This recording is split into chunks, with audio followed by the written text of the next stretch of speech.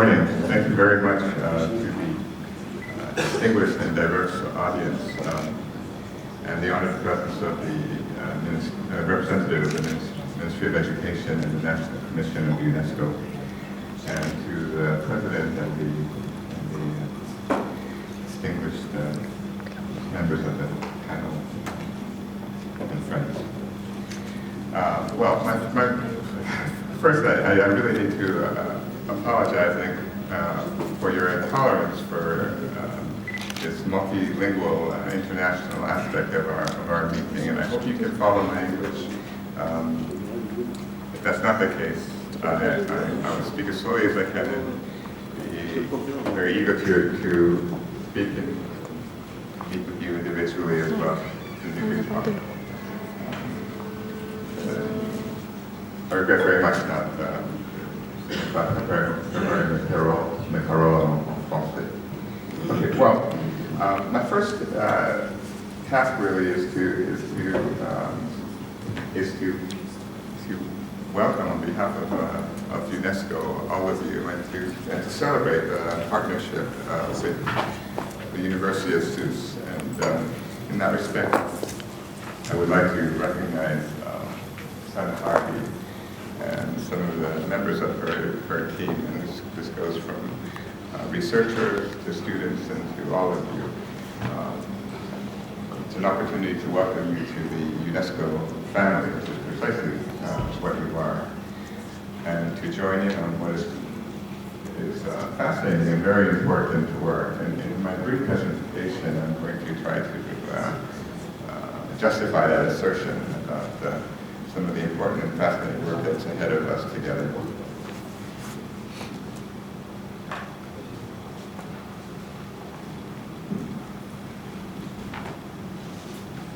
So in fact, there are many definitions of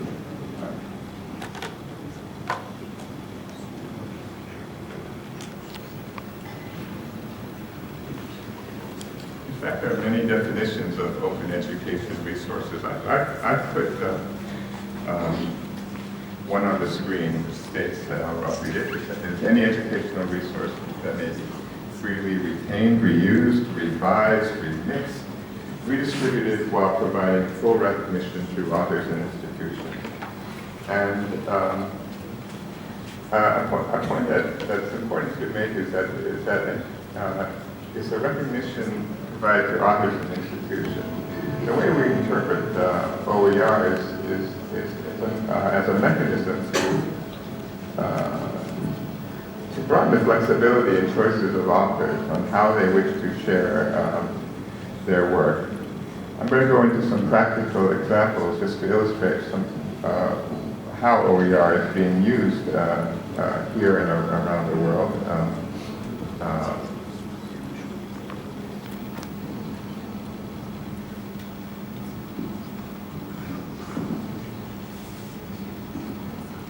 And I'll go to the next slide. So here on this screen, these are the 5 R's of OER. And so I should not preface this by saying that, well, the retain, reuse, revise, remix, redistribute. Obviously, this is sort of an aide-memoire to help us with the R's. And I think I'm correct in saying that this works as well in French and in Italian. I was thinking about it this morning. However, sadly, it does not work in Arabic, and I can confirm that it doesn't work in Japanese, my language, or in Chinese. And we may view that as regrettable, but we may also view it as a challenge to the degree that somebody in this room or elsewhere can create their own methods that are faithful to these 5 principles. And whether it involves rhyme or some other method, and contribute to the OER movement in this way.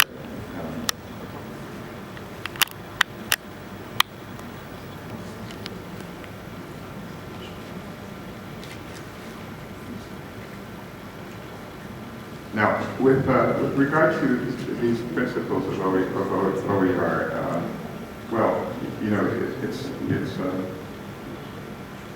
there are a number of examples throughout the world that one can point to.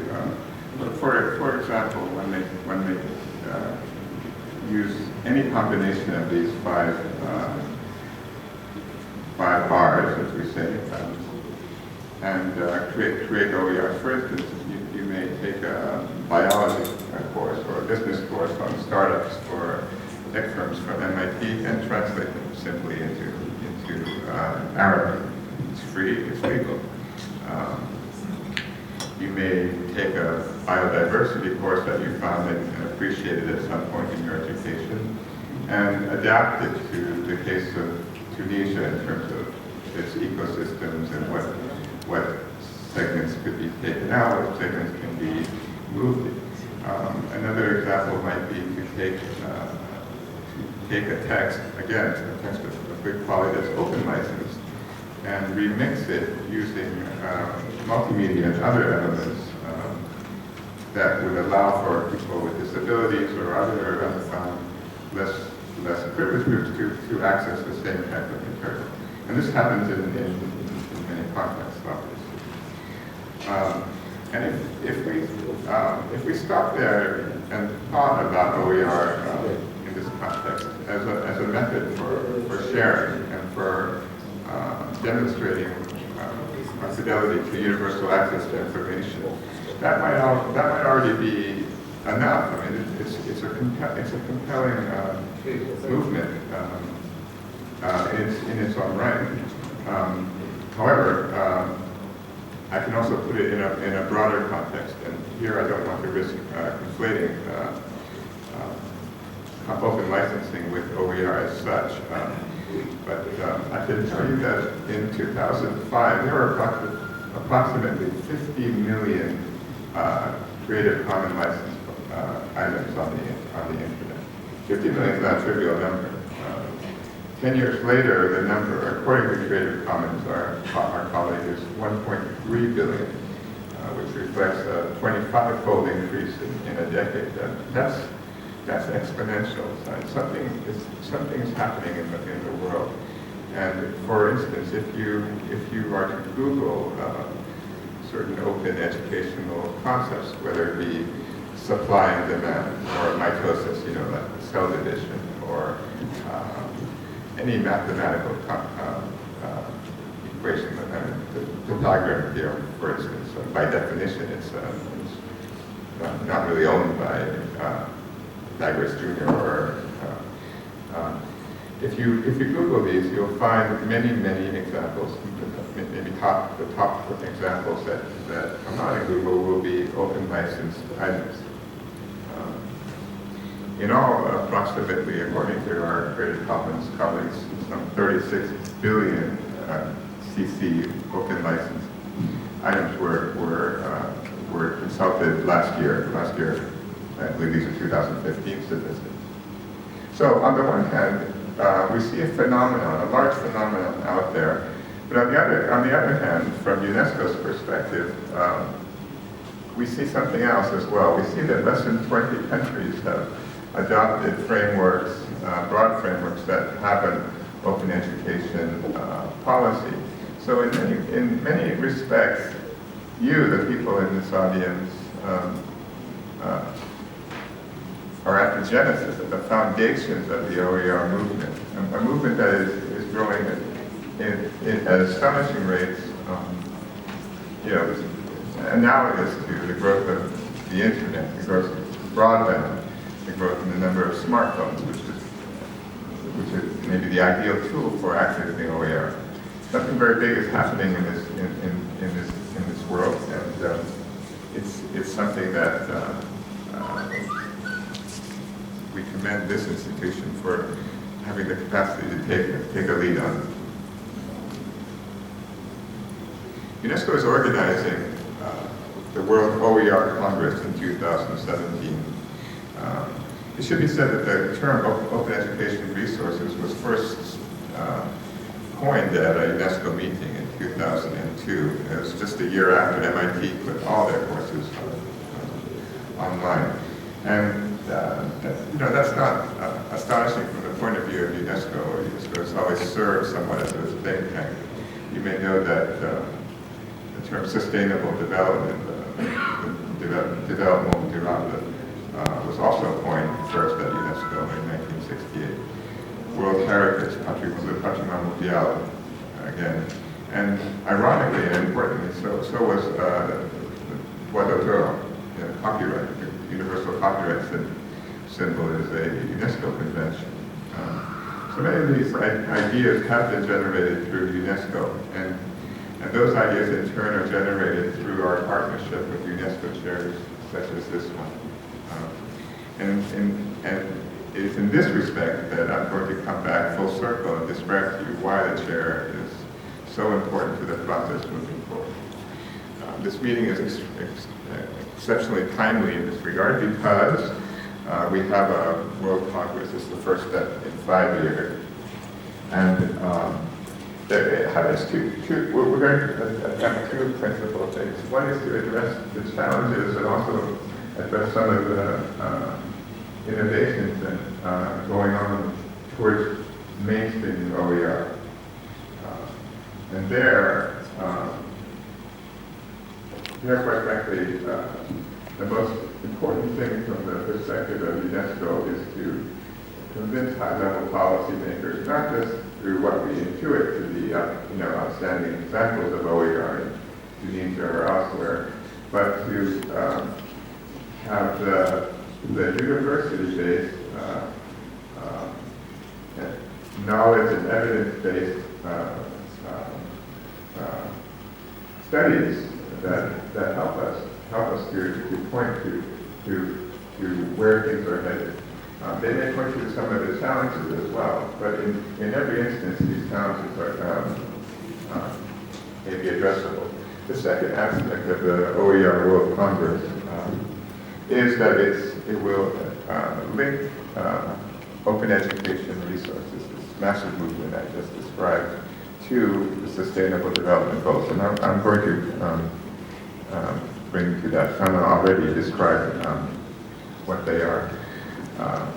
Principally, we can talk about sustainable goal number 4 out of the 17 goals. This is to ensure inclusive and equitable quality education and promote lifelong learning opportunities for all.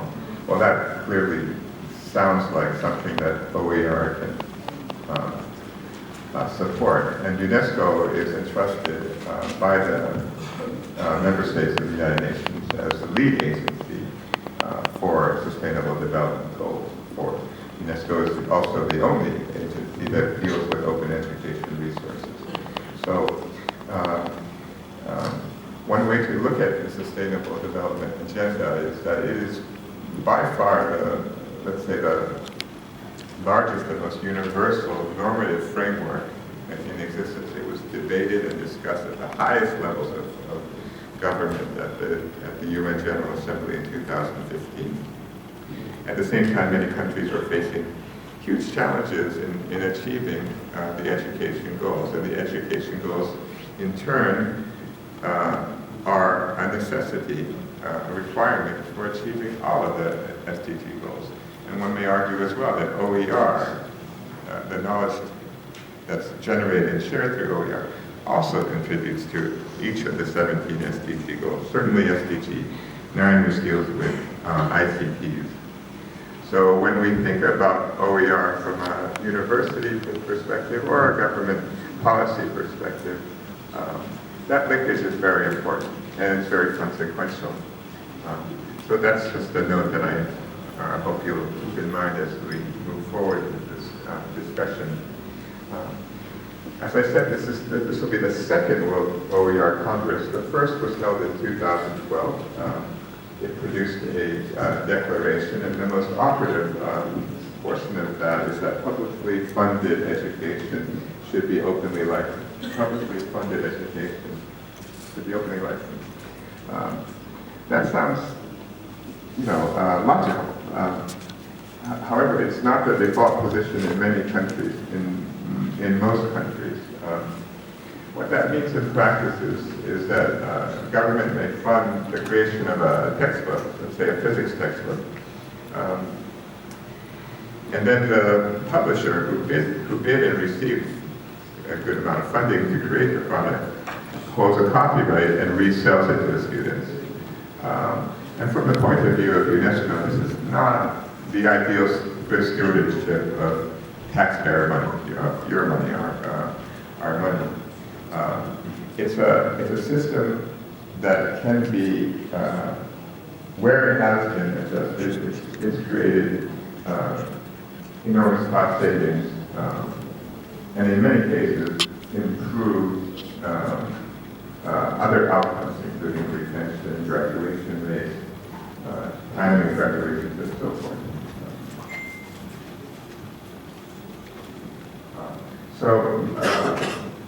These two next slides, what can institutions like the University of Sousse do?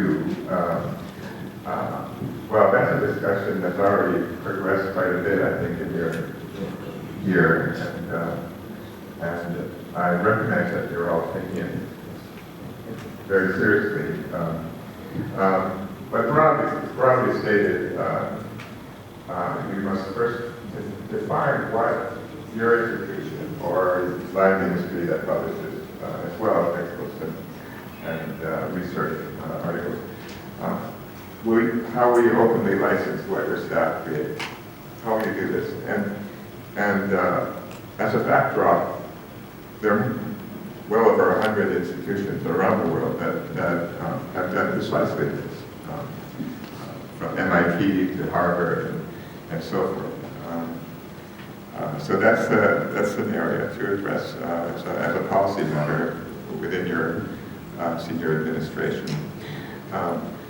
The second is to define how you will require open licenses on works and funds and grants that you give to your researchers and others on contract. Again, that goes back to the previous declaration recommendation of UNESCO that public